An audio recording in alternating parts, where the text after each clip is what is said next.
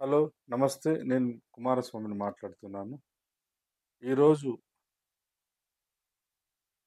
1939 ఫిబ్రవరి 18వ తారీఖు నాడు ఈ తెలుగు నేల మీద ఒక ప్రత్యేక అస్తిత్వాన్ని ముద్రించినటువంటి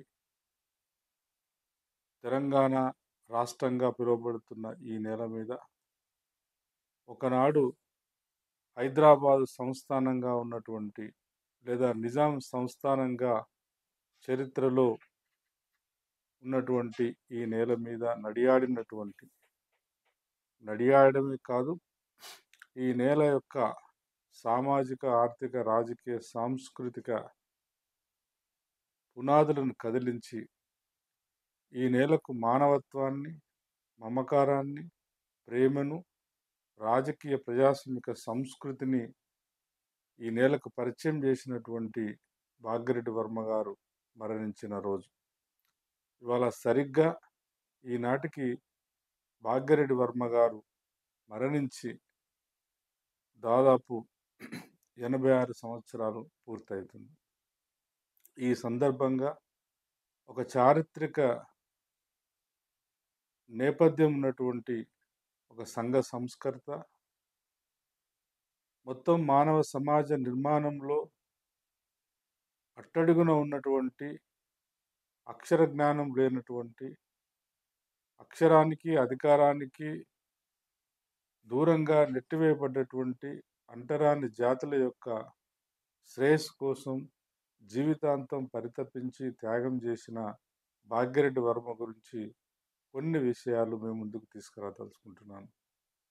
ప్రధానంగా భాగ్యరెడ్డి వర్మ గురించి ఈ మధ్య కాలంలో బహుశా ప్రత్యేక తెలంగాణ రాష్ట్ర ఉద్యమం ఉధృతంగా కొనసాగుతున్న క్రమంలో తెలంగాణ ప్రాంతానికి సంబంధించినటువంటి అస్తిత్వాన్ని ఎత్తుకునే క్రమంలో చరిత్రకారులు, సాహితీకారులు, ముఖ్యంగా కవులు, కళాకారులు, ఉద్యమకారులు తెలంగాణ అస్తిత్వాన్ని పట్టుకునే క్రమంలో భాగ్యరెడ్డి వర్మ గురించి కూడా కొంత శ్రద్ధ పెట్టిన మాట వాస్తవం. అయితే భాగ్యరెడ్డి వర్మకు సంబంధించినటువంటి జీవితము, కుటుంబ నేపథ్యము, తను ఎలా గ్రాడ్యువల్‌గా మెల్లమెల్లగా ప్రజా జీవితంలోకి రావాల్సినటువంటి చారిత్రక అవసరాలేమిటి? తను పూర్తి స్థాయిలో ప్రజా జీవితంలోకొచ్చిన తర్వాత సమాజాన్ని ఎంత క్రియాశీలకంగా ప్రభావితం చేసినాడు?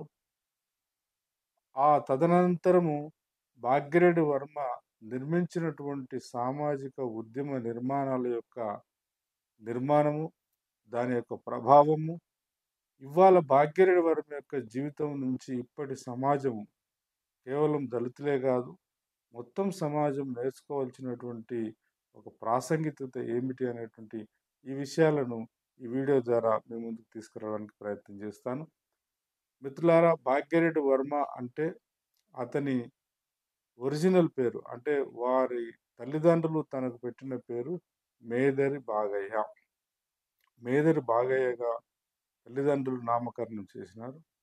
భాగ్యరెడ్డి వర్మ యొక్క బాల్య జీవితాన్ని గనుక మనం పరిశీలిస్తే, భాగ్యరెడ్డి వర్మ యొక్క తల్లిదండ్రులు ఎవరు అంటే మేదరి వెంకయ్య, మాదరి రంగమాంబ.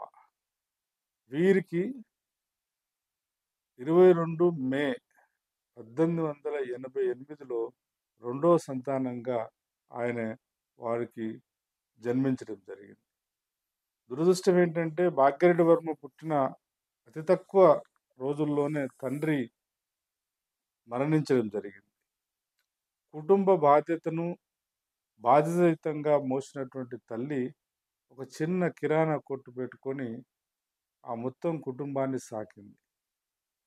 తద్వారా కుటుంబం యొక్క ఆర్థిక వెసులుబాటు లేకపోవడం ద్వారా కావచ్చు, లేదా భాగ్యరెడ్డి వర్మ పుట్టే నాటికి ఈ దేశంలో కులం అనేది 4 పాదాల మీద నిలబడి దాని యొక్క కుల వివక్షత ఉండడం ద్వారా కావచ్చు, అంటరాని జాతులకు చదువునివ్వాలనేటువంటి ఒక స్పృహ లేని సమాజ నిర్మాణం కావచ్చు, కారణాలు ఏమైనప్పటికీ భాగ్యరెడ్డి వర్మ ఇవాళ మనం చదువుకున్నట్టు ఒక ఫార్మల్ ఎడ్యుకేషన్‌లోకి తాను ఎడ్యుకేషన్ తీసుకోలేదు. అయినప్పటికీ అప్పుడున్నటువంటి అవకాశాలను కొంత సద్వినియోగం చేసుకొని తెలుగు చదవడము, తెలుగు రాయడం వరకు నేర్చుకున్నాడు. అయితే భాగ్యరెడ్డి వర్మకున్నటువంటి ఒక అవకాశం ఏంటంటే, హైదరాబాదు నడిబొట్టున ఉన్నటువంటి ఈ హైదరాబాదు నడిబొట్టున ఉండి పెరిగినవాడు గాబట్టి, ఆ తర్వాత కాలంలో అమ్మగారి సహకారం తీసుకొని కొంత బాల్య జీవితాన్ని గడిపినప్పటికీ, తనకు 18 సంవత్సరాలు వచ్చేలోపు ఆ జీవితాన్ని అట్లా కొనసాగించి, యాక్చువల్‌గా తన జీవితంలో ఒక మలుపు ఏమిటంటే, గోవాకు చెందినటువంటి బ్యారిస్టర్, బ్యారిస్టర్ అంటే ఇప్పుడు మనం ఒక లాయరు అట్లాంటి. ఆ బ్యారిస్టరు శాంటోనస్ బ్యారిస్టర్ యొక్క సహకారం దొరికి, ఆయనే ఒక రకంగా భాగ్యరెడ్డి వర్మను పూర్తి స్థాయిలో మళ్ళీ ఒక కొత్త జీవితాన్ని ప్రసాదించినవాడు. వాళ్ళ ఇంట్లో ఒక రకంగా అక్కడ ఉన్నటువంటి నౌకరిగాళ్ళను అందరిని సూపర్వైజ్ చేసేటువంటి పనికి తీసుకొని మెల్లమెల్లగా ఒక గోవా ప్రాంతానికి సంబంధించిన వాడుగా ఇంగ్లీషు విద్యను నేర్చుకున్నటువంటి బ్యారిస్టరు. ఆ కుటుంబ నేపథ్యం అంతా గూడా పూర్తిగా అక్షరాస్యులు ఉన్నటువంటి కుటుంబం. అందులో ఇంగ్లీషు నేపథ్యం, ఇంగ్లీష్ లిటరేచరు, తర్వాత పుస్తకాలను ప్రేమించే కుటుంబము. ఆ రకంగా ఆ కుటుంబంతోని సాన్నిహిత్యం ఏర్పడడం ద్వారా తను గూడా మెల్లమెల్లగా చదువుకోవడానికి ఆస్కారం తీసుకునేవాడు. ఆ తర్వాత కాలంలో ఈ బ్రిటిష్ ఆధీనంలో పనిచేసేటువంటి అధికారులు ఎవరైతే ఉన్నారో హైదరాబాద్ కేంద్రంగా, వాళ్ళు గోల్ఫ్ ఆట ఆడుకున్నప్పుడు ఆ బాల్ అందించడానికి గూడా కొంతకాలం పనిచేసినాడు. ఆ తర్వాత కాలంలో భాగ్యరెడ్డి వర్మ బతుకుదెరువు కోసము, కుటుంబ పోషణ కోసము ఆయనకు 18 సంవత్సరాలు ఉన్నప్పుడే లక్ష్మీదేవి గారితోని వివాహమైంది. అటు వివాహ జీవితము, అటు కుటుంబ బాధ్యత రెండిటిని నిర్వహించే క్రమంలో కొంతకాలం విద్యుత్ శాఖలో గూడా లైన్‌మెన్‌గా పనిచేసినాడు. అయితే ఇట్లా సాధారణ జీవితాన్ని గడుపుతున్నటువంటి భాగ్యరెడ్డి వర్మ జీవితము అనుకోకుండా ఏదో ఒక గొప్ప పెనుమార్పు జరిగి ఆయన సంస్కరణ ఉద్యమాల్లోకి రాలేదు. తన జీవిత అనుభవంలో నుంచి పాఠాలు నేర్చుకొని, ఒకవైపు చాలా ఆర్థికంగా చితికిపోయినటువంటి కుటుంబం. ఇంకోవైపు నిత్యము తనను వెంటాడినటువంటి కుల వివక్షత. ఇంకొక వైపు సమాజంలో ఆ కాలంలో అంటే 1888 అంటే సరిగ్గా అతనికి 25 సంవత్సరాలొచ్చే కాలానికి దేశవ్యాప్తంగా గూడా ఉద్యమాలు జరుగుతున్నాయి. అట్లాగే తెలంగాణ ప్రాంతాన్ని గూడా 1900 కాలం వచ్చేసరికి గ్రంథాలయ ఉద్యమాలు, సంస్కరణ ఉద్యమాలు, ఒకవైపు ఆర్య సమాజు ఆల్రెడీ ఇక్కడ ఒక ప్రయత్నం చేస్తుంది. అట్లాగే బ్రహ్మ సమాజం అనేటువంటి ఆర్గనైజేషన్ గూడా హైదరాబాదు ప్రాంతంలో ముఖ్యంగా అర్బన్ ప్రాంతాలలో అది మెల్లమెల్లగా విస్తరిస్తున్నటువంటి కాలం. అదే రకంగా ఆనాటికి ఈ ప్రాంతాన్ని పరిపాలిస్తున్నటువంటి నిజాము పరిపాలనకు వ్యతిరేకంగా గూడా ఇవాళ మనం మనం ఎవరినైతే అంటున్నామో వాళ్ళు గూడా అంటే ఒక రకంగా నిజాంకు వ్యతిరేకంగా పోరాటాలు నిర్మించాలి లేదా చైతన్యాన్ని రగిలించాలనే ప్రయత్నం చేసినటువంటి ఆర్య సమాజు, బ్రహ్మ సమాజు, హిందూ మహాసభలు ఇవి హైదరాబాద్, సికింద్రాబాద్ ప్రాంతములు కేంద్రంగా పనిచేస్తున్నటువంటి నేపథ్యం. అదే కాలంలో బయట అంటే నిజాము ప్రాంతానికి బయట ఉన్నటువంటి ప్రాంతాలను పరిపాలిస్తున్నటువంటి బ్రిటిష్ సామ్రాజ్యం మొత్తంగా 1900 కాలం వచ్చేసరికి ఈ దేశం అణిచివేతకు లేదా దోపిడీకి వ్యతిరేకంగా ఈ దేశ ప్రజలు మెల్లమెల్లగా కనువిప్పు కలిగి చైతన్యం పొంది పోరాటాలు నిర్వహిస్తున్న కాలం. అదే కాలంలో 1910, 1915 వచ్చేసరికి గూడా మళ్ళీ ప్రపంచవ్యాప్తంగా కొన్ని విజయాలు సాధించినటువంటి మార్క్సిజం కూడా మెల్లగా భారతదేశం యొక్క ప్రజలకు పరిచయం కావడం, దాని ప్రభావం కూడా ఈ తెలంగాణ ప్రాంతంలో లేదా అప్పుడు నిజాం రాజ్యంలో దాని ప్రభావం కూడా మెల్లమెల్లగా ప్రారంభమవుతున్నటువంటి దశ. ఒక రకంగా లిబరలు అంటే ఉదారవాద రాజకీయ తత్వశాస్త్రాన్ని ఆనవాలుగా చేసుకొని జరుగుతున్నటువంటి జాతీయోద్యమాలు, అట్లాగే కమ్యూనిస్టు భావజాలంతోని, మార్క్సిస్టు భావజాలంతోని జరుగుతున్నటువంటి ప్రజా ఉద్యమాలు.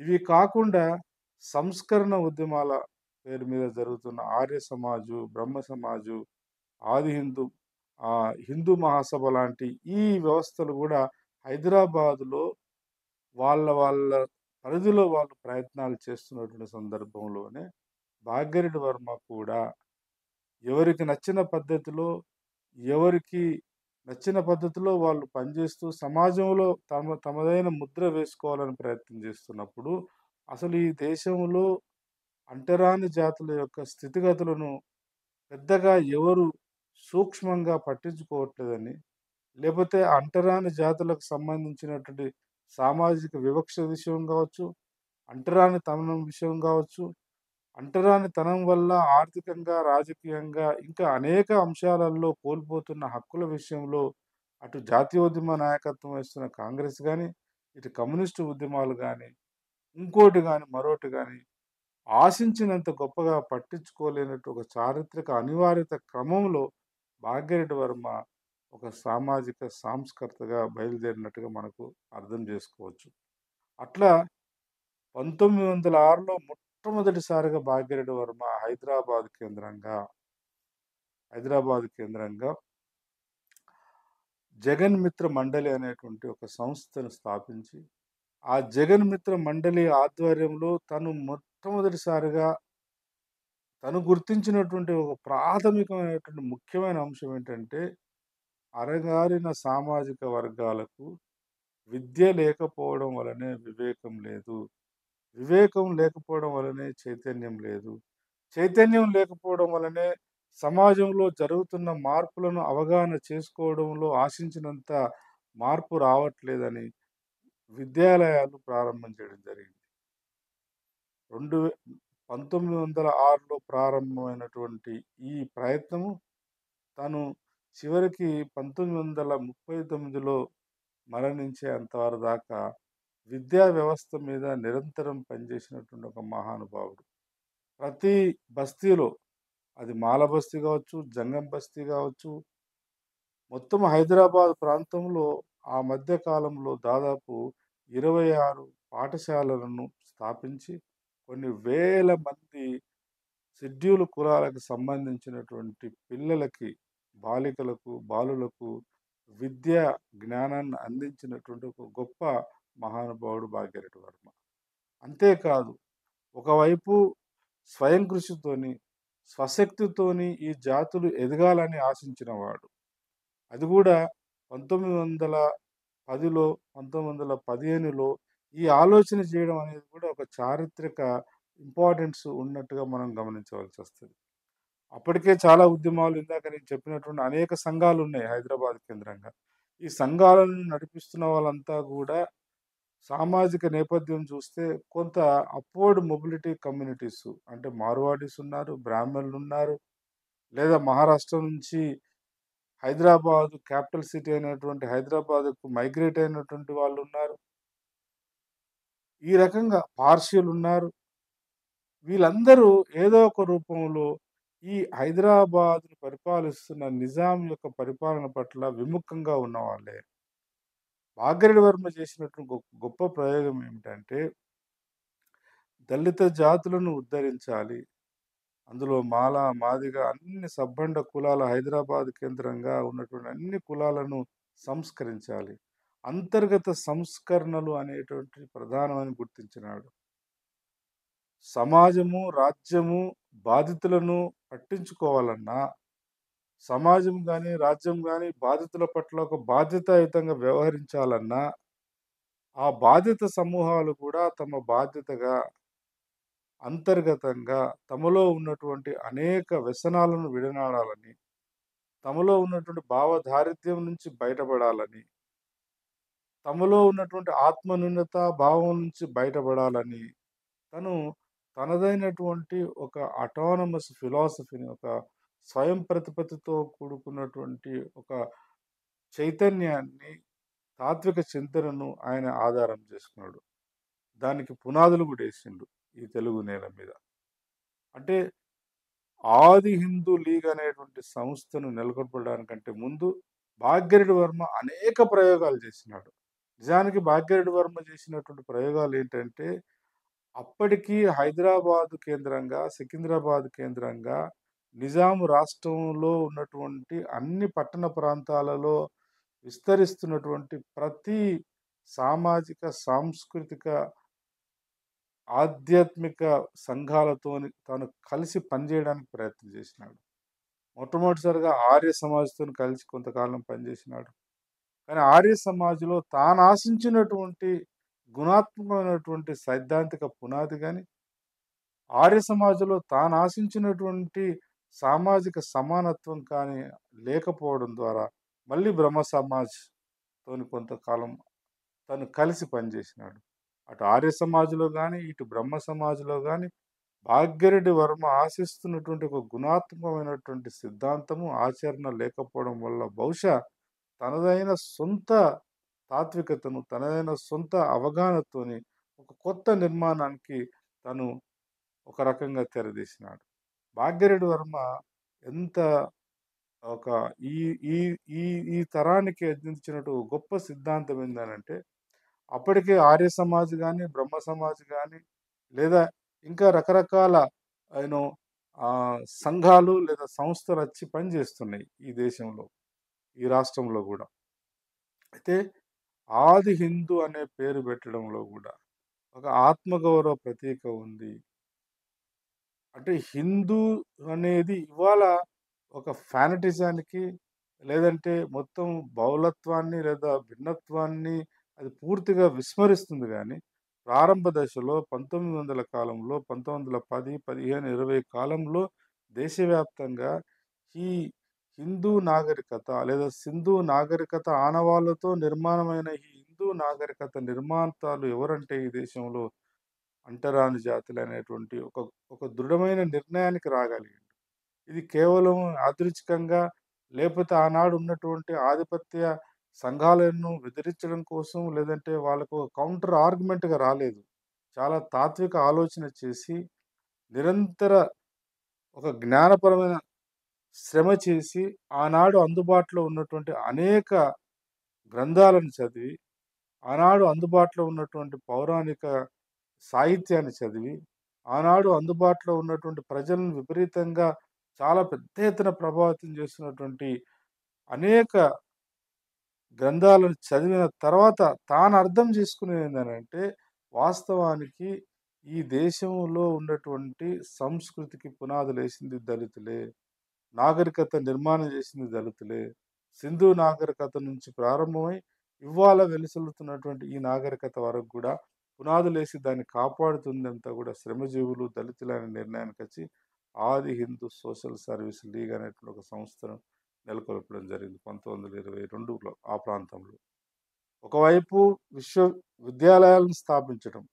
1906లో ప్రయాణమైనటువంటి జగన్‌మిత్ర మండలి అనివార్యంగా 1911 సమయానికొచ్చేసరికి దాన్ని మన్య సంఘంగా మార్చి, ఆ తర్వాత ఆది హిందూ సోషల్ సర్వీస్ లీగ్‌గా మార్చడం జరిగింది. నిరంతరము అవసరాలకు అనుగుణంగా సంఘాలను నెలకొల్పడం, సంఘాలలో చైతన్యం తీసుకురావడం, అంతర్గతంగా తను చేసినటువంటి గొప్ప ప్రయత్నం ఏంటంటే, ఇవాళ భాగ్యరెడ్డి వర్మ ఈనాడు కుల సంఘాలకు నాయకులుగా వ్యవహరిస్తున్న వాళ్ళు గూడా ఆయన జీవితం నుంచి చాలా నేర్చుకోవాల్సిన అవసరం ఉంది. ఉదాహరణకు ఒక సంఘానికి నాయకుడిగా ఉండడం అంటే, సంఘంలో ఉన్నటువంటి కారణాలేమైనప్పటికీ, అది అంతర్గతంగా ఉన్నటువంటి గూడు కట్టకపోయినటువంటి అమాయకత్వము కావచ్చు, ఇగ్నోరెన్స్ వల్ల కావచ్చు, లేదా పైనుంచి రుద్దబడ్డటువంటి ఆధిపత్య సంస్కృతిలో నలిగిపోతున్న కారణాలు ఏవైనా గానీ, ఆ యొక్క అణగారిన స్థితిగతిలో ఉన్నటువంటి సమూహాలను, ప్రజలను చైతన్యవంతం వైపు నడపడం ఎలా? తను సొంతగా భాగ్యరెడ్డి వర్మ గారు 'భాగ్యనగర్' అనేటువంటి ఒక పక్ష పత్రికను పెట్టి, ఆ తర్వాత 'ఆది హిందూ' అనే పక్ష పత్రికను నడిపి, 'ఆది హిందూ సోషల్ సర్వీస్' అనేటువంటి సంఘాన్ని పెట్టి, ఒకవైపు మొత్తం దళితులని తను పుట్టడము, పుట్టుకకు తను మాల కమ్యూనిటీలో పుట్టినప్పటికీ, ఇతర సమూహాల యొక్క బాగోగుల కోసం గూడా అంతే తీవ్ర స్థాయిలో కృషి చేసినటువంటి మాట వాస్తవం. నేను ఈ మాట ఊరికే అనట్లేదు. భాగ్యరెడ్డి వర్మ యొక్క ఉద్యమాలు, దాని ప్రభావం, ఆ ఉద్యమ నిర్మాణాలు, దానితో పాటు భాగ్యరెడ్డి వర్మ తర్వాత తరంలో వచ్చినటువంటి బిఎస్ వెంకట్రావు, బత్తుల శ్యామ్ సుందరు, పిఆర్ వెంకటస్వామి లాంటి వాళ్ళకి తను అందించినటువంటి రాజకీయ, సామాజిక వారసత్వ పోరాటాలు వీటన్నిటి మీద కూడా సమగ్రమైనటువంటి అధ్యయనాలు జరిగినాయి. ప్రధానంగా తను బతికున్నప్పుడు తనతో పాటు కొంతకాలం పనిచేసినటువంటి పిఆర్ వెంకటస్వామి రాసినటువంటి 'అవర్ స్ట్రగుల్స్ ఫర్ ఎమాన్సిపేషన్' అని 2 ప్రధానమైనటువంటి వాల్యూమ్స్ ఉన్నాయి. ఆ పుస్తకాల కేంద్రంగా కావచ్చు. ఆ తర్వాత కాలంలో చాలా పెద్ద ఎత్తున ఒక సోషల్ సైంటిస్టు గేల్ ఓంబెట్ అని చెప్పేసి ఆమె గూడా పరిశోధన జేసింది. 'Dalits and democratic revolution in India' అనేటువంటి పుస్తకంలో గూడా హైదరాబాద్ కేంద్రంగా జరిగినటువంటి స్వయం ప్రతిపత్తితో కూడుకున్న దళిత ఉద్యమ చరిత్రను ఆమె గ్రంథస్థం జేయడం జరిగింది.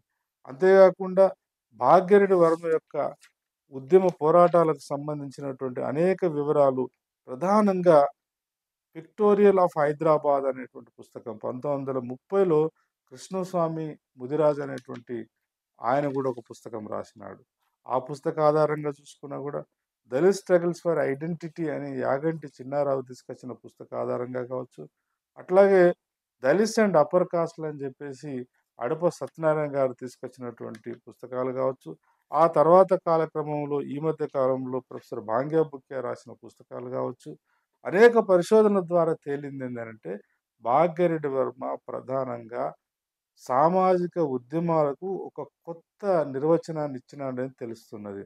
ఒకటి, బాధ్యత సమూహాలు అంతర్గతంగా తమలో తాము నిరంతరము సంస్కరించుకోవడానికి సిద్ధంగా ఉండాలి. ఆ సంస్కరణ ఉద్యమాలు అంతర్గతంగా చేయడం అనేది నాయకత్వం యొక్క లక్షణం అని చెప్పేసి తను స్పష్టంగా సమాజానికి అందించినటువంటి ఒక గొప్ప మెసేజ్. అంతేగాకుండా బాధిత సమూహాలు తమ అస్తిత్వం కోసం, తమ ఆత్మగౌరవం కోసం, తమకు రావాల్సిన హక్కులను సాధించుకోవడం కోసము కాలానుగుణంగా అప్పుడున్నటువంటి సామాజిక, ఆర్థిక, రాజకీయ పరిస్థితులను దృష్టిలో పెట్టుకొని గూడా ఉద్యమ నిర్మాణాలు చేయవలసిన అవసరం ఉంటదని జెప్పేసి తను గ్రహించినాడు. ఒకవైప ఒకవైపు సైద్ధాంతికంగా, ఆలోచన పరంగా ఆనాడు ఆధిపత్య కులాలుగా ఉన్నటువంటి అన్ని సంఘాలతోని విభేదిస్తున్నప్పటికీ, తను స్థాపించినటువంటి జగన్మిత్ర మండలి గావచ్చు, స్వస్తిక్ దళ్ సంఘం గావచ్చు, తర్వాత మన్య సంఘం గావచ్చు, తర్వాత ఆదిందు సోషల్ సర్వీస్ లీగ్ ఈ అన్ని సంస్థలను స్థాపించినప్పుడు గాని, తను స్థాపించినటువంటి భాగ్యనగర్ లేదా ఆది హిందూ అనే పత్రికను నడపడంలో గావచ్చు, ఒక వినూత్నమైన ప్రయోగం చేయగలిగినాడు భాగ్యరెడ్డి వర్మ. అదేంటంటే, ఆనాడు హైదరాబాద్ కేంద్రంగా ఉన్నటువంటి ఉండి కులాలకు సామాజిక నేపథ్యానికి అగ్రకులాలు వాళ్ళైనప్పటికీ, సామాజిక స్పృహతోని సమాజంలో సంస్కరణలు రావాలని ఆశిస్తున్నటువంటి అనేక మానవతావాదులతోని కలిసి వారి యొక్క సహాయ సహకారాలు తీసుకొని కూడా సంఘాన్ని నిర్మించవచ్చు, సమాజాన్ని సంస్కరించవచ్చు. సైద్ధాంతికంగా అవసరం అనుకుంటే వాళ్ళలో ఉన్న పరిమితులను గూడా ఎత్తి చూపి, వాళ్ళని గూడా కొంత మేరకు జ్ఞానోదయం చేసినటువంటి ఒక జ్ఞానశీలి భాగ్యరెడ్డి వర్మ గారు. ప్రధానంగా ఇక్కడ రామ్ బాలా ముకుంద్ అనేటువంటి ఒక అప్పుడు న్యాయమూర్తి, న్యాయవాదిగా ఉంటే తర్వాత న్యాయమూర్తిగా ఉన్నాడు. ఈయన సహకారం మామూలుగా లేదు. అట్లాగే ఈ కృష్ణస్వామి ముదిరాజ్ అనేటువంటి ఆయన హైదరాబాద్ మొట్టమొదటి మేయర్‌గా గూడా పనిజేసినాడు. అట్లా బ బహుజన సామాజిక వర్గాల నుంచి అంటే ఇవాళ మనం బీసీలు అంటున్నాం. అట్లా బహుజన సామాజిక వర్గాల నుంచి, మార్వాడీల నుంచి, కులానికి బ్రాహ్మణుల నుండే ఉండవచ్చు. లేదా ఈవెన్ ఆనాడు హైదరాబాదు రాష్ట్రంలో ప్రధానంగా ఈ హైదరాబాదు ప్రాంతానికి కొత్వాల్‌గా పనిచేసినటువంటి ఈవెన్ రెడ్డి సామాజిక వర్గాల నుంచి కూడా మాడపాటి హనుమంతరావు లాంటి వాళ్ళ సహకారం తీసుకున్నాడు. కట్టమంచి రామలింగారెడ్డి లాంటి వాళ్ళ సహకారం తీసుకున్నాడు. ఒకరేమిటి బహుశా ఈ తెలుగు నేలను, తెలంగాణ ప్రాంతాన్ని ప్రభావితం చేసిన అన్ని సామాజిక ఉద్యమాలు, అన్ని రాజకీయ ప్రయత్నాల నుంచి గూడా తన సహకారం తీసుకున్నాడు. సహకారం తీసుకోవడమే గాదు, అన్ని వేదికలను అది ఆంధ్ర మహిళా సభ గావచ్చు, లేదా కృష్ణదేవరాయ గ్రంథాలయ ఉద్యమాలు గావచ్చు, లేదా ఇంకా తర్వాత కాలంలో వచ్చినటువంటి మొదటి తరం కమ్యూనిస్టు ఉద్యమాలు గావచ్చు. అది మెదక్ గావచ్చు, అది నల్గొండ గావచ్చు, అది భువనగిరి గావచ్చు, అది వరంగల్ గావచ్చు. ఎక్కడైనా కూడా ఈ తెలంగాణ ప్రాంతంలో ఏ సామాజిక, ఏ రాజకీయ వేదికైనా అక్కడికెళ్ళి రాష్ట్రంలో అనేక సమస్యలతో పాటు ఒక కులం అనేటువంటి ఒక జాడ్యం ఉంది. ఈ కుల వ్యవస్థ ద్వారా కొన్ని లక్షలాది మంది ప్రజలు కనీస మానవ హక్కులను గూడా పొందలేకపోతున్నారు. కనీసం మనిషి అనే గుర్తింపు లేకుండా పోతున్నారు. అది విప్లవ ఉద్యమమైనా, లేదా అది కమ్యూనిస్టు ఉద్యమమైనా, లేదా జాతీయ ఉద్యమమైనా, ఏ ఉద్యమాలు పేరులు ఏదైనా, ఈ విషయాన్ని గూడా ఖచ్చితంగా మీ ఎజెండాలో, మీ కార్యాచరణలో ఈ విషయాలను ప్రస్తావించాలని అన్ని రాజకీయ, సామాజిక సంస్థలకు, సంఘాలకు ఒక రాజకీయ ఎజెండాను గూడా తను నిర్దేశించినాడు. దశ, దిశను నిర్దేశించినటువంటి ఒక రాజకీయ రాజకీయ విఘ్నత కలిగినటువంటి ఉద్యమకారుడుగా గూడా 'భాగ్యరెడ్డి వర్మ' పనిచేసినట్టు మనం గమనించవచ్చు. అంతేకాదు తను నిర్మించదలుచుకున్న ఉద్యమానికి కేవలం ఒక పాలపుంగులాగా వచ్చేటువంటి ప్రజా ఆమోదంతో కాకుండా, స్పష్టమైన సైద్ధాంతిక పునాది మీద నిలబడి ఉద్యమాలు నిర్మించాలని ప్రయత్నం చేసినాడు. ఆది హిందూ అనే పేరు పెట్టడంలోనే ఆనాడు దేశవ్యాప్తంగా కుల వ్యవస్థ నుంచి బయటకొచ్చి కులంతో సంబంధం లేకుండా ఆయా సామాజిక వర్గాలు వాళ్ళు పుట్టి పెరిగిన నేలతో వాళ్ళను అనుబంధం సమకూర్చుకునేటువంటి ప్రయత్నం జరుగుతున్నప్పుడు, అట్లాంటి ప్రయత్నము ఇక్కడ మొట్టమొదటిసారిగా తెలుగు నేల మీద ఆ ప్రయత్నం చేసింది భాగ్యరెడ్డి వర్మే. ఆ తర్వాత కాలంలో 17లో బెజవాడలో పంచమ మహాసభ అని పెట్టుకున్నారు అక్కడున్నటువంటి దళితులు. దానికి కీలక ఉపన్యాసం చేయడానికి అక్కడ ఇన్వైట్‌గా ఎళ్ళినటువంటి భాగ్యరెడ్డి వర్మ, అది ప్రథమ పంచమ మహాసభ అని వాళ్ళు బ్యానర్ పెట్టుకుంటే, దాన్ని అలా కాదు, పంచమ అనే దానికి అర్థం లేదు.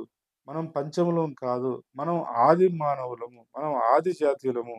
ఈ దేశంలో ఏదైనా నాగరికత, ఏదైనా ఆర్థిక వ్యవస్థ, ఏదైనా ఒక వ్యవస్థ నిలబడ్డదంటే వాటికి పునాదులేసి వాటిని నిర్మించింది ఈ దేశంలో ఉన్నటువంటి అంటరాని జాతులే.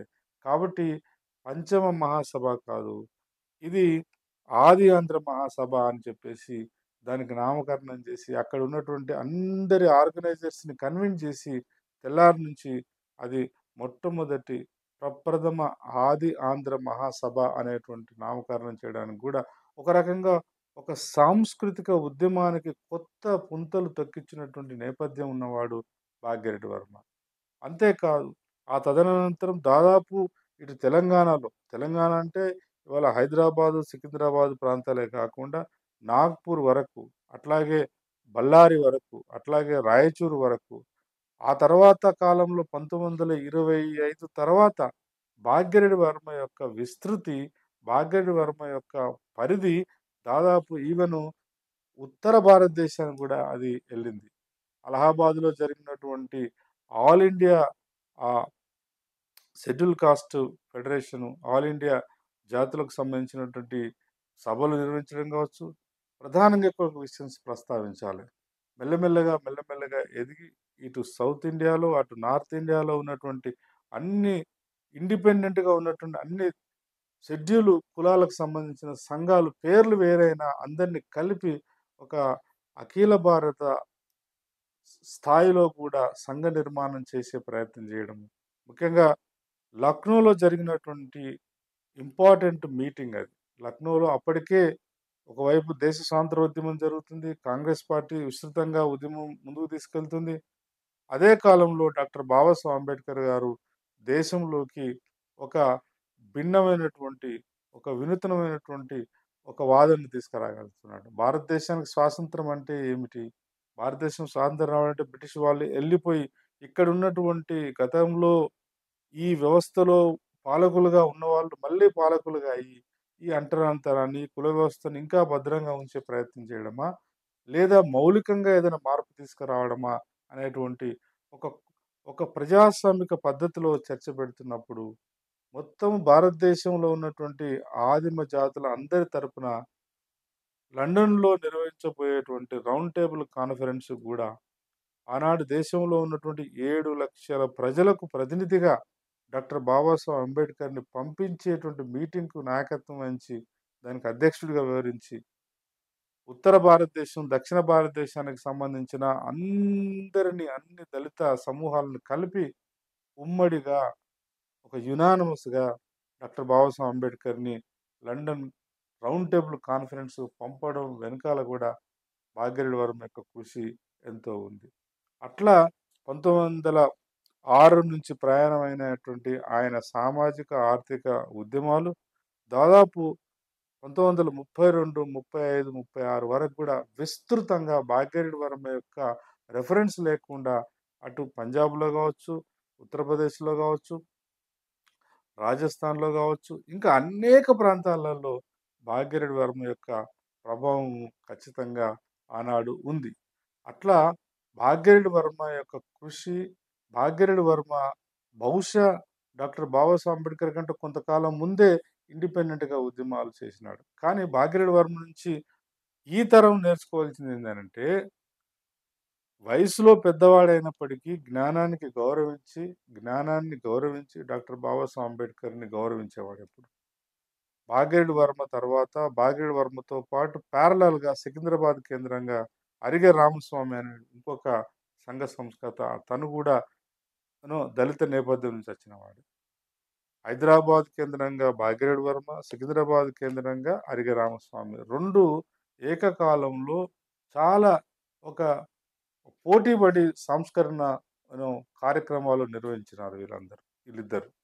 భాగ్యరెడ్డి వర్మ, అరిగె రామస్వామి తర్వాత వీళ్ళ వారసత్వాన్ని పుణికిపుచ్చుకొని నడిచిన వాళ్ళే బిఎస్ వెంకట్రావు.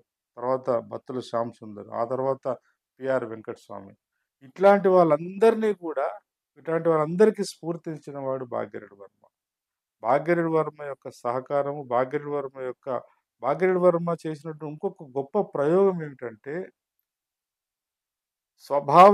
పాలనా స్వభావరీత్యా ఒక రాజరిక వ్యవస్థను ఆశ ఆశ్రయించి పరిపాలిస్తున్నటువంటి నిజాము రాజ్యాన్ని గూడా భాగ్యరెడ్డి వర్మ ఇనిపించగలిగినాడు. కన్విన్స్ చేయగలిగినాడు. ఒప్పించగలిగినాడు. అందుకే గదా! భాగ్యరెడ్డి వర్మ పెట్టిన అన్ని స్కూల్స్ గూడా ఏ ఒక్క ప్రభుత్వ పాఠశాల ఉర్దూ మీడియంలోనే అన్నీ నడిచేది. కేవలం భాగ్యరెడ్డి వర్మ తీసుకున్నటువంటి ప్రారంభించినటువంటి స్కూల్స్ మాత్రము తెలుగు మీడియంలో అనుమతి పొందినటువంటి ఒక పెద్ద చారిత్రక విజయం అది. అంటే ఒక రాజరిక వ్యవస్థ, ఒక రాజు రాజరిక వ్యవస్థను నమ్ముకొని పరిపాలిస్తున్న రాజరిక వ్యవస్థ యొక్క లక్షణాలను కూడా కాదని వాటిని కన్విన్స్ చేసి, రాజును గూడా కన్విన్స్ చేసి తెలుగు మీడియంలో పిల్లలు చదువుకునేట్టు. అంటే మాతృభాష దళితులకు అప్పటికి సంస్కృతం మీద గాని, ఉర్దూ మీడియా గాని పూర్తి పట్టు లేదు. కాబట్టి వాళ్ళకి తెలిసిన భాషలో వాళ్ళు 4 అక్షరాలు నేర్చుకునే అవకాశం కల్పించాలని ఆనాడు పాలకులుగా ఉన్నటువంటి బ్రిటిష్ నిజాంను గూడా కన్విన్స్ చేయగలిగినాడు భాగ్యరెడ్డి వర్మ. అట్లా దాదాపు ఒక 26 పాఠశాలలు పెట్టినాడు. ఆ 26 పాఠశాలలు పెట్టి కొన్ని వేల మందిని విద్యావంతులుగా తయారు చేసినాడు. ఆ తర్వాత దాని యొక్క దాని యొక్క ఫలితమే మనకు వల్దాటి శేషయ్య గావచ్చు, సుబ్బయ్య లాంటి వాళ్ళు గావచ్చు, పులి నరసింహులు గావచ్చు, ముదిగొండ ముదిగొండ ముదిగొండ లక్ష్మయ్య లాంటి వాళ్ళు చాలామంది గూడా నాయకులుగా ఎదిగేటువంటి ఆస్కారం ఏర్పడ్డది. వాళ్ళు సహచరులుగా తర్వాత ఆయనతో కలిసి పనిచేసిన మాట వాస్తవం. అట్లా భాగ్యరెడ్డి వర్మ ఈ ప్రయోగం గూడా ఒక కొత్త ప్రయోగం చేసినాడు. అంతేగాకుండా భాగ్యరెడ్డి వర్మ ఇంకొక వినూత్నమైన ప్రయోగం ఏందనంటే, కేవలం తను పుట్టి పెరిగినటువంటి సమాజం యొక్క హితం మాత్రమే కాకుండా, మొత్తం సమాజం ఎదుర్కొనేటువంటి అది ఆహ్, ఒక రకంగా ఆ కాలంలో చాలా ఈ నేచురల్ కలామిటీస్ అంటాం గదా! అంటే మొత్తంగా సమాజాన్ని ఒకేసారి కుదేసినటువంటి కలరా లాంటి వ్యాధులొచ్చేటువంటి, ప్లేగు లాంటి వ్యాధులొస్తుండేది. ఆ రకంగా ఇట్లాంటి ఒక రకమైనటువంటి అంటు రోగాలు వచ్చి పదుల సంఖ్యలో, వందల సంఖ్యలో గుట్టలుగా శవాలు పడి ఉంటే, ఆ శవాలను ఎవరు తీసేయడానికి ధైర్యం చేయకపోయినా గూడా, మళ్ళీ భాగ్యరెడ్డి వర్మనే స్వస్తిక్ దళ్ అనేటువంటి ఒక సంఘాన్ని ఏర్పాటు చేసి హైదరాబాద్‌లో ఉన్నటువంటి ఈ ప్రాంతంలో ఈ కలరా వ్యాధి ద్వారా, ప్లేగు వ్యాధి ద్వారా చనిపోయినటువంటి శవాలను తీసుకెళ్ళి దహనం చేసి, బహుశా ఈ మొత్తం సమాజాన్ని మళ్ళీ ఈ అంటు రోగాల నుంచి, కమ్యూనికేబుల్ డిసీజ్ నుంచి కాపాడడంలో గూడా తను ఒక గురుతర బాధ్యతను పోషించిండు. అందుకనే భాగీరథి వర్మ అంటే కేవలము తన యొక్క జ్ఞానం ద్వారానే కన్విన్స్ చేయలేదు. తన సర్వీస్ ద్వారా కూడా ప్రజల యొక్క మెప్పు పొందిండు. అందుకనే కులానికి అగ్రకులాల నుంచి వచ్చిన వాళ్ళైనా, లేదంటే ఇంకొక నేపథ్యం నుంచి వచ్చిన వాళ్ళైనా భాగీరథి వర్మ అంటే అంత గౌరవంగా చూడడానికి ఆస్కారం ఏర్పడ్డది. ఒకవైపు కుల వ్యవస్థ, కులం తాలూకు ఉన్నటువంటి సంస్కృతి, దాని యొక్క నేపథ్యము, దానికి ఆధారభూతంగా ఉన్నటువంటి అన్ని గ్రంథాలను, అన్ని ఆలోచనలను చాలా కరాఖండిగా విమర్శించి, కరాఖండిగా వాటి మీద ప్రతివాదాలు చేసి సాహిత్యాన్ని సృష్టించినాడు. అట్లాగే పాలకులుగా ఉన్నటువంటి మతాన్ మత విశ్వాసంలో ఇస్లాంను నమ్ముతున్నటువంటి పాలకులుగా ఉన్నటువంటి రాజరిక వ్యవస్థను గూడా దళితుల పట్ల ఒక రకమైనటువంటి ఒక సాఫ్ట్ కార్నర్ ఉండే విధంగా రాజ్యాన్ని గూడా ప్రభావితం చేయగలిగిన ఒక గొప్ప దౌత్యకారుడు భాగీరథి వర్మ. అదే కాకుండా ఆనాడు వచ్చినటువంటి అనేక ఈ సంస్కరణ ఉద్యమాలు, అది ఆర్య సమాజ్ గావచ్చు, అది బ్రహ్మ సమాజ్ గావచ్చు, లేదా థియోసాఫికల్ సొసైటీ గావచ్చు, లేదంటే ఆ తర్వాత కాలంలో వచ్చిన హిందూ మహాసభ గావచ్చు, ఆ తర్వాత కాలంలో వచ్చినటువంటి ఈవెన్ ఈ ఇవి సంస్కరణ ఉద్యమాలు, ఆ సంఘాలు వాళ్ళతో గూడా పనిచేసి వాళ్ళ సహకారం గూడా తీసుకోవడం జరిగింది. అంతేగాకుండా భాగీరథి వర్మ చేసిన ప్రయోగం ఏంటంటే, అప్పుడప్పుడే మెల్లమెల్లగా రాజకీయ ఉద్యమాలుగా వస్తున్నటువంటి హైదరాబాద్ కాంగ్రెస్ లాంటి వాటితోని గూడా సంబంధాలు నెరవేర్చిండు. ఆ రకంగా ఈవెను హైదరాబాద్ ఒక కమ్యూనిస్టు ఉద్యమాలతో గూడా తను కొంతకాలం కలిసి నడిచిండు.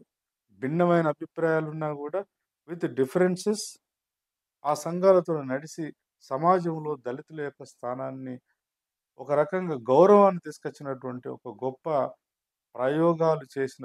ప్రయోగాలు చేసిన ఒక గొప్ప సోషల్ సైంటిస్ట్. భాగ్యరెడ్డి వర్మ అంతేగాకుండా ఈ హైదరాబాద్ కేంద్రంగా లేదా చుట్టుపక్కల ఉన్నటువంటి ప్రాంతాల్లో ఉన్నటువంటి దళిత యువతలో ఆత్మస్థైర్యాన్ని పెంచడం కోసం, వాళ్ళలో ఉన్నటువంటి సృజనాత్మకతను కూడా బయటకు తీయడం కోసము అకేషనల్‌గా పెయింటింగ్స్ లేదా ఈ కుస్తీ పోటీలు, ఆ తర్వాత వ్యాయామశాలలు ఇట్లాంటి వాటన్నిటిని కూడా పెట్టి, ఇతర సామాజిక వర్గాలతో సమానంగా పోటీ పడి, ఆ పోటీలో గెలవగలిగేటువంటి బలశాలులు ఉన్నారు దళితుల్లో అని చెప్పేసి గూడా మీరు బళ్ళారి రాఘవ ఆనాడు ఆ కాలంలో ఆయన చాలా పేరు ప్రఖ్యాతులు గాంచినటువంటి ఒక శారీరక యూనో వ్యాయామ వ్యవస్థలో చాలా పేరు ప్రఖ్యాతులున్నవాడు. అట్లాంటి వాళ్ళ యొక్క ఆధ్వర్యంలో గూడా దళితులకు సంబంధించిన మాల, మాదిగ, ఇతర సబ్బండ కులాలకు సంబంధించినటువంటి యువతను ప్రోత్సహించి అన్ని విలువిద్యలు అది అన్ని రకాల విద్యలలో వాళ్ళు నిలబడే విధంగా ప్రోత్సహించి వాళ్ళలో ఒక ఆత్మస్థైర్యాన్ని పెంచినటువంటి ఒక ప్రయోగం గూడా చేసినాడు. అన్నిటికంటే మించి నాకు బాగా నచ్చినటువంటి ఆయన చేసినటువంటి ఇంకొక ప్రయోగం ఏంటంటే, ఆర్థిక సమృద్ధిని, ఆర్థిక స్వయం ప్రతిపత్తిని దళిత కుటుంబాలు కలిగి ఉండాలని చెప్పేసి. మన్య సంఘం అనేది యాక్టివ్‌గా ఉన్నప్పుడు ప్రతి నెల తిరిగి ప్రతి కుటుంబం నుంచి ఎంతో కొంత ఒక రూపాయో, లేకపోతే ఒక అనానో, ఒక పైసనో, 10 పైసలో వాళ్ళ యొక్క శక్తి మేరకు తీసుకొని వాటన్నిటిని జమ జేసి, మళ్ళీ సంవత్సర కాలం తర్వాత వాటితో ఎంతో కొంత గోల్డో, లేదంటే ఒక ఆర్నమెంటో కొని ఆ కుటుంబంలో ఉన్న స్త్రీలకిచ్చేటువంటి ఒక ప్రయత్నం గూడా. తద్వారా భాగ్యరెడ్డి వర్మన్ ఏం చెప్పదలుచుకున్నాడు అంటే, మనం సంపాదించేటువంటి 10 పైసల్లో ఒక్క పైసా అయినా పోగు జేసుకోవాలి. భవిష్యత్తు పిల్లల కోసము, లేదా కుటుంబం కోసము, లేకపోతే ఇంకా మనం ఊహించని అనేక కష్టాలు, కన్నీళ్ళొచ్చినప్పుడు ఇతరుల మీద ఆధారపడకుండా ఉండడం కోసం ఒక ఆర్థిక వెసులుబాటును, ఒక ఆర్థిక సమృద్ధి, ఆర్థిక పరిపక్వతను గూడా నేర్పినటువంటి ఒక ఒక ఒక ఆర్థికవేత్త భాగ్యరెడ్డి వర్మ. అంతేగాకుండా భాగ్యరెడ్డి వర్మ చేసినటువంటి ఇంకొక గొప్ప ప్రయోగం ఏమిటనంటే, ఎప్పుడైనా గూడా సమాజంలో వచ్చేటువంటి మార్పులను చాలా తీక్షణంగా గమనించి, వాటికి అనుగుణంగా ఉద్యమ నిర్మాణాలు చేయాలనేటువంటి ఒక ఆలోచనను గూడా ఆరితేరినవాడు.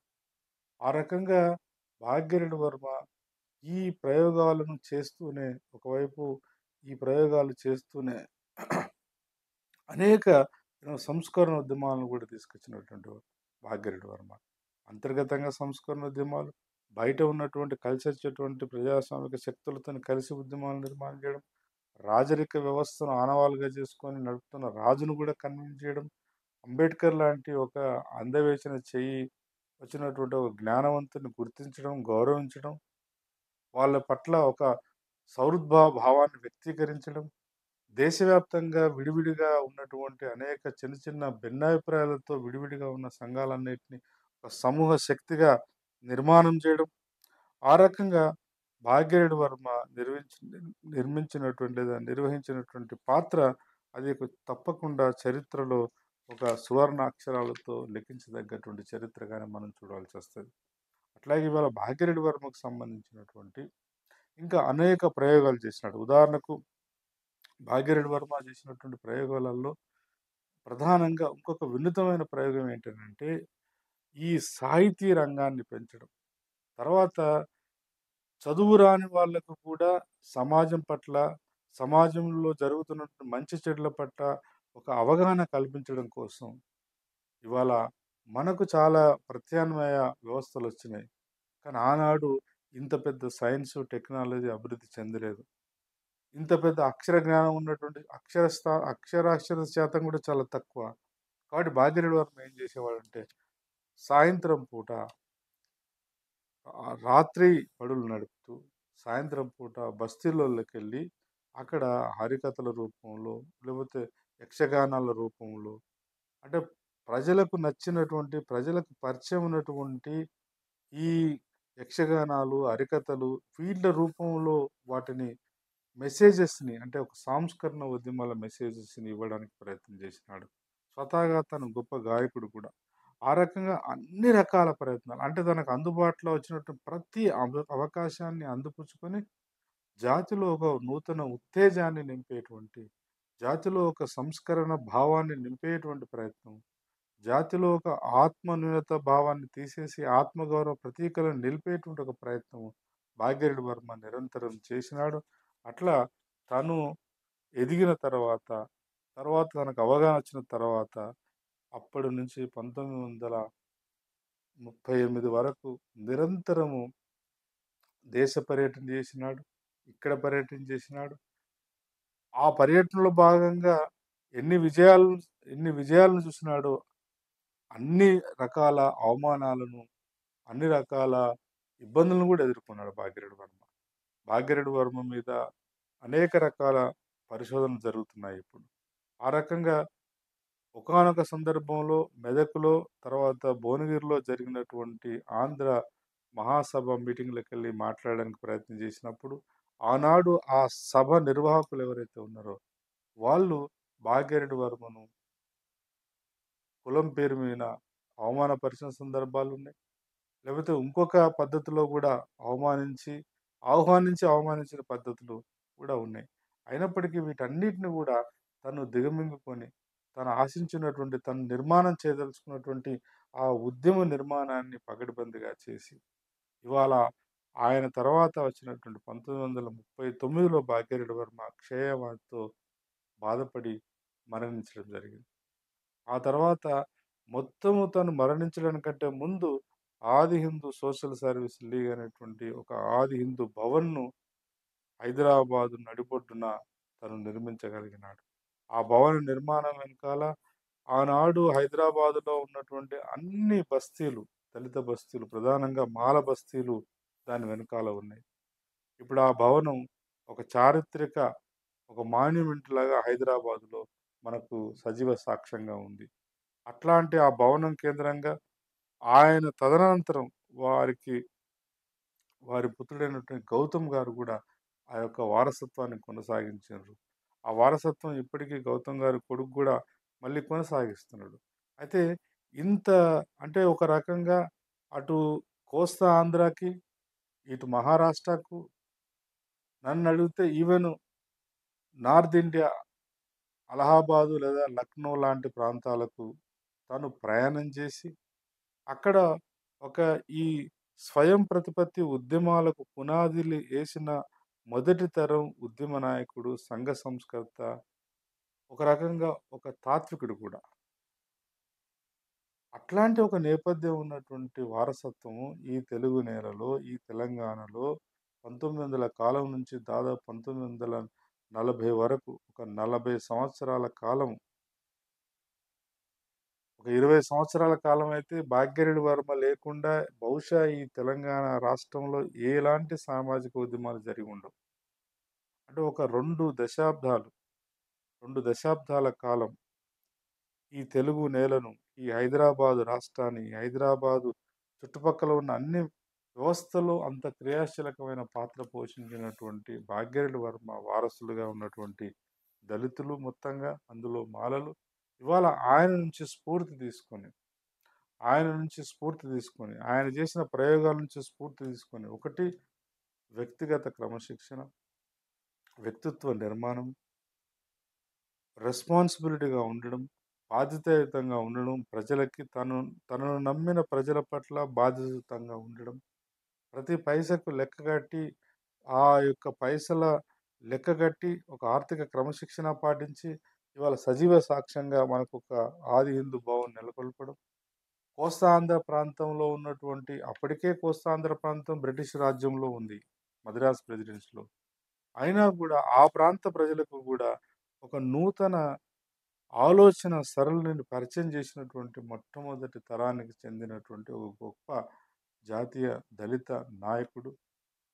అక్కడ పంచమ అనే పదాన్ని తిరస్కరించి ఆది ఆంధ్ర, ఆది ద్రావిడ అనేటువంటి పదాలకు, ఆ పదాల పుట్టుక వెనుక, ఆ ఆలోచన వెనుక తన యొక్క తన యొక్క త్యాగం ఉందని చెప్పేసి మనం గుర్తించవలసొస్తది. ఈ రకంగా చూసుకున్నట్టయితే మొత్తం డాక్టర్ బాబాసాహెబ్ అంబేద్కరు మహారాష్ట్ర ప్రాంతంలో నుంచి ప్రారంభమై జాతీయ నాయకుడిగా విస్తరించడానికంటే ముందు ఒక ఒక మోస్తారు ప్లాట్‌ఫార్మ్‌ని ఏర్పాటు జేయడంలో భాగ్యరెడ్డి వర్మ పాత్ర ఎంతైనా ఉంది. ఆయన కృషి ఎంతైనా ఉంది. దాన్ని మనం కాదనలేం. ఆ తర్వాత అంబేద్కర్ ఎదిగిన తర్వాత, అంబేద్కరు ఉద్యమాన్ని అందుకొని ఒక జాతీయ ఉద్యమం నిర్మాణం చేస్తున్నప్పుడు, అదే కాలంలో అనారోగ్య కారణాల రీత్యా తను ఈ సమాజం నుంచి భౌతికంగా దూరమైనప్పటికీ, తను అందించినటువంటి, తను నెలకొల్పినటువంటి ఒక సంస్కృతి ఏదైతే ఉందో, అంతర్గతంగా, ఇంటర్నల్‌గా జరగవలసిన సంస్కరణల మీద నిరంతరం ఇప్పటికీ సమాజం ఆలోచించవలసిన అవసరం ఉంది. భాగ్యరెడ్డి వర్మ చిట్ట చివరికి చాలా తక్కువ కాలంలోనే అటు బ్రహ్మ సమాజు, ఆర్య సమాజ్‌తో కొంతకాలం నడిచిన తర్వాత, అసలు ఈ దేశ మూలవాసులైనటువంటి అంటరాని జాతుల యొక్క తాత్విక పునాది ఎక్కడుందంటే బౌద్ధంలో ఉందని తను బాగా విశ్వసించినాడు. బౌద్ధాన్ని మనిషిని మనిషిగా గుర్తించేటువంటి ఒక మానవీయ ఆలోచన సరళి ఎక్కడుందంటే గౌతమ బుద్ధుడు దగ్గర ఉంది. గౌతమ బుద్ధుడు స్థాపించిన బౌద్ధంలో ఉంది అని చెప్పేసి ఆయనే తర్వాత కాలంలో, తను బతుకున్నంత కాలం ప్రతి బౌద్ధ పూర్ణిమ రోజు హైదరాబాద్‌లో పెద్ద ఎత్తున బౌద్ధ మేళాలు నిర్వహించేటువంటి ఒక, అంటే ఒక ప్రత్యామ్నాయ సాంస్కృతిక నేపథ్యాన్ని నెర నెలకొల్పి, ప్రత్యామ్నాయ రాజకీయంగా చైతన్యం చేయగలిగినాడు. ఆర్థికంగా రావాల్సిన వెసులుబాట్ల కోసం కొట్లాడినాడు. అన్నిటికి మించి సామాజిక, సాంస్కృతిక ఇండిపెండెంట్‌గా, సామాజిక, సాంస్కృతిక నేపథ్యం ఉండాలని జెప్పేసి ఎప్పుడో క్రీస్తు పూర్వం 6వ శతాబ్దంలో నెలకొల్పబడినటువంటి బౌద్ధాన్ని ఒక రాజరిక వ్యవస్థగా ఉన్నటువంటి హైదరాబాద్‌కు పరిచయం జేయడం, ఆ బౌద్ధం యొక్క ఫిలాసఫీ కేంద్రంగానే ఇతర సంఘాలను ప్రభావితం జేయడం, ఇతర ప్రజా ప్రముఖులను ప్రభావితం జేయడం. ఎక్కడి దాకా ఎళ్ళిండంటే భాగ్యరెడ్డి వర్మ, ఉదాహరణకు రాంబాల ముకుంద్ అనేటువంటి ఇతను, అతను దళితుడేం కాదు. ఒక అగ్రకులానికి సంబంధించిన వాడు. వీళ్ళ భాగ్యరెడ్డి వర్మ, తర్వాత భాగ్యరెడ్డి వర్మ ఆధ్వర్యంలో జరుగుతున్నటువంటి ఇతర సంఘాల యొక్క కార్యాచరణ చూసి, తను వీలునామా ఏం రాసినాడు? నేను మరణించిన తర్వాత నా శవ దహనము స్వస్తిక్ దళ ద్వారానే జరగాలని చెప్పేసి రాసిపెట్టినాడు. అంటే ఒక కుటుంబ సభ్యులను కాదనుకోని, ఒక వ్యక్తి, ఒక సంఘాన్ని, ఆ సంఘంలో ఉండేటువంటి వ్యక్తులను, నాయకత్వాన్ని అంత బాగా విశ్వసించగలిగినాడంటే, ఏ స్థాయిలో నిజాయితీగా, నిబద్ధతతోని, సమాజం పట్ల గురుతర బాధ్యతతోని తను వ్యవహరించి ఉంటాడో మనం అర్థం చేసుకోవచ్చు. కళారంగాల్లో అంటే ఈస్థెటిక్ సైన్స్‌లో కళారంగాల్లో అది పెయింటింగ్ గావచ్చు, తర్వాత వ్యాయామ వ్యవస్థ గావచ్చు, దాంట్లో ప్రోత్సహించినాడు. రాజకీయ రంగాన్ని ప్రభావితం చేసినాడు. అట్లాగే సామాజిక సంస్కరణ తీసుకొచ్చినాడు. మొత్తంగా రేపు స్వాతంత్రం రాబోతుంది గదా! వచ్చేటువంటి స్వాతంత్రంలో దళితులు ఆత్మగౌరవంతో బతకడానికి కావాల్సినటువంటి అన్ని సామాజిక, ఆర్థిక, రాజకీయ తత్వాన్ని గ్రహించినటువంటి డాక్టర్ బాబాసాహెబ్ అంబేద్కర్‌ని ఎంకరేజ్ జేసి, బాబాసాహెబ్ అంబేద్కర్ వెనకాల నిలబడి, తను పోతూ పోతూ బాబాసాహెబ్ అంబేద్కర్‌ని ఈ సమాజానికి, ఈ దేశానికి అందించిపోయినాడు. అంత గొప్పటి అంత గొప్ప త్యాగం, అంత గొప్ప త్యాగనిరతి ఉండి, అంత గొప్ప నిస్వార్థ సేవ చేసినటువంటి భాగ్యరెడ్డి వర్మ ఇవాటికి మరణించి 86 సంవత్సరాలు కావస్తుంది. ఈ 86 సంవత్సరాల తర్వాత భాగ్యరెడ్డి వర్మని ఇప్పటికి మనం గుర్తు చేసుకుంటున్నామంటే, మరి ఇప్పుడున్నటువంటి ప్రస్తుత కాలంలో ఉన్నటువంటి సామాజిక పరిస్థితులు, ఇప్పటికి కూడా 21వ శతాబ్దంలో ఉన్న ఈ మానవ సమాజాన్ని కులం ఇంకో రూపంలో వెంటాడుతుంది. మతం ఇంకో రూపంలో వెంటాడుతుంది. కులవివక్ష ఇంకో రూపంలో వెంటాడుతుంది. ఒకవైపు ఆర్థికంగా ఎదిగొచ్చినటువంటి దళితులు ఇవాళ తన సొంత యూనో గ్రామాన్ని, తన సొంత సమూహాన్ని మరిచి వాటి పట్ల ఎట్లాంటి ఒక గురుతర బాధ్యత లేకుండా వ్యవహరిస్తున్న వాళ్ళు కోకొల్లున్నారు. కాబట్టి భాగ్యరెడ్డి వర్మ నుంచి మనం నేర్చుకోవాల్సింది ఏంటంటే స్వశక్తి, స్వయం కృషి, అమ్మా నాన్న బ అమ్మా నాన్న బడికి పంపకపోయినా అక్షరాలు నేర్చుకోగలిగినాడు. బతకడం కోసం అనేక రకాల పనులు చేసినప్పటికీ తన అంతిమ లక్ష్యమైన సాంఘిక సంస్కరణ ఉద్యమాల వైపు తను నిరంతరం పనిచేసినాడు. కుటుంబాన్ని ఒకవైపు కాపాడుకుంటూనే సమాజ హితం కోసం తన కుటుంబం, తన యొక్క కుల బాంధవుల కోసం తను పనిచేసుకుంటూ వచ్చినాడు. మరి ఆయన నుంచి మనం ఇవాళ స్ఫూర్తి తీసుకోవాల్సిన అవసరం ఉందా లేదా అంటే తప్పకుండా ఉంది. భాగ్యరెడ్డి వర్మ గురించి ఇంకా అధ్యయనం జరగాలి. భాగ్యరెడ్డి వర్మ గురించి ఇంకా చాలా చాలా కొత్త విషయాలు తెలుసుకోవాల్సిన అవసరం ఉంది. విద్యావంతులైతే ఇంకా దాని మీద పరిశోధన చేయాలి. సామాజిక ఉద్యమాలతో సంబంధం ఉన్న వాళ్ళైతే ఆయన యొక్క ఆచరణను తమ జీవితంలోకి అది అంతర్లీనం చేసుకోవాలి. రాజకీయంగా ఈ సమాజాన్ని ఇంకా ముందుకు తీసుకెళ్లాలంటే అంత ఒక జాతీయ స్థాయి, ఒక బ్రాడర్ పర్స్పెక్టివ్‌లో ఆలోచించగలిగేటువంటి ఒక రాజకీయ చతురతను కలిగి ఉండాలి. అందరిని కలుపుకపోయేటువంటి తత్వం ఉండాలి. అందరితో కలిసిపోయేటువంటి ఒక సౌహృద్భావ వాతావరణం నెలకొల్పుకొని నడిచేటువంటి ఒక మానసిక స్థితిని ఏర్పరచుకోవాల్సిన అవసరం ఉంది. ఇట్లా ఆల్ రౌండ్ డెవలప్‌మెంట్ చేసుకొని ఈ దళిత జాతిని ముఖ్యంగా ఇప్పుడు ఒక సంక్లిష్టమైన పరిస్థితిలో మాలలున్నారు. కాబట్టి ఆనాడు గూడా భాగ్యరెడ్డి వర్మ మీద చాలా విమర్శలొచ్చినాయి. భాగ్యరెడ్డి వర్మ కేవలం మాలలను మాత్రమే ఎంకరేజ్ చేస్తాడు. భాగ్యరెడ్డి వర్మ కేవలం మాల బస్తీల మీదనే పనిచేసినాడని ఇంకా రకరకాలున్నాయి. అందులో 'అవర్ స్ట్రగుల్స్ ఫర్ ఎమాన్సిపేషన్' రిఫరెన్సెస్‌లో గూడా ఈ ఈ ఇప్పుడు నేను ప్రస్తావించిన అంశాలు కొన్నున్నాయి. అయితే ఉన్నప్పటికీ మనుషులుగా అందరికున్నట్టు తనకు గూడా పరిమితులుండవచ్చు. కానీ తను నెలకొల్పినటువంటి రిఫరెన్సెస్ ఏవైతే ఉన్నాయో, తను నెలకొల్పినటువంటి పద్ధతులు ఏవైతే ఉన్నాయో, అవి ఇప్పటికి కూడా మనకు స్ఫూర్తిదాయకం.